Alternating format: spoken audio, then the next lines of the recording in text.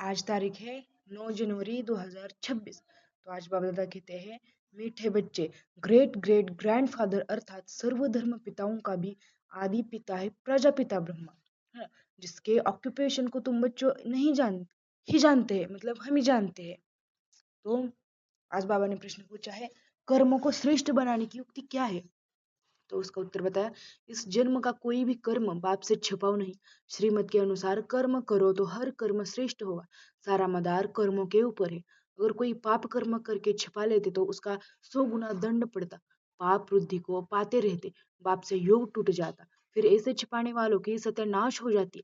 इसलिए सच्चे बाप के साथ सच्चे रहो, है ना। तो क्या कहते हैं बाबा, कि हमें कोई भी हम कर्म करे, पाप कर्म करे या कोई भी कुछ भी कर्म करे, हमें सारा कुछ बाबा को बता देना है। अगर हम बाबा को नहीं बताएंगे तो उसका हमें 100 गुना दंड पड़ेगा, है ना। तो उदाहरण के लिए मुख्य सार बताया है। पहली पॉइंट है, सच्चे बाप के साथ सदा सच्चा रहना है, बाप पर पूरा पूरा बलिहार जाना है। तो दूसरी पॉइंट है, ज्ञान को धारण कर बुद्धिवान बनना है, अंदर से हड्डी खुशी में रहना है, मतलब दिल से खुश रहना है। कोई भी श्रीमत के विरुद्ध काम करके खुशी गुम नहीं करनी है, मतलब श्रीमत के विरुद्ध हमें कुछ भी काम नहीं करना और उसकी वजह से हमारी खुशी गायब नहीं होनी चाहिए, है ना।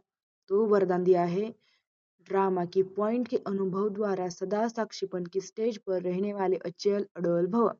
तो ड्रामा के पॉइंट के जो अनुभवी है वे सदा साक्षीपन की स्टेज पर स्थित रहे एक रस अचल अडोल स्थिति का अनुभव करते हैं।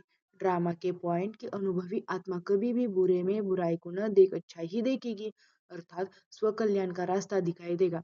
अकल्याण का खाता खत्म हुआ, कल्याणकारी बाप के बच्चे हैं, कल्याणकारी युग है। इस नॉलेज और अनुभव की अथॉरिटी से अचल अडोल बनो। तो बाबा ने स्लोगन बताया है, जो समय को अमूल्य समझकर सफल करते हैं वह समय पर धोखा नहीं खाते, है ना। तो अव्यक्त इशारे, इस अव्यक्ति मास में बंधन मुक्त रहे जीवन मुक्त स्थिति का अनुभव करना है, मतलब ज्ञान खजाने द्वारा इस समय ही मुक्ति जीवन मुक्ति का अनुभव करना है।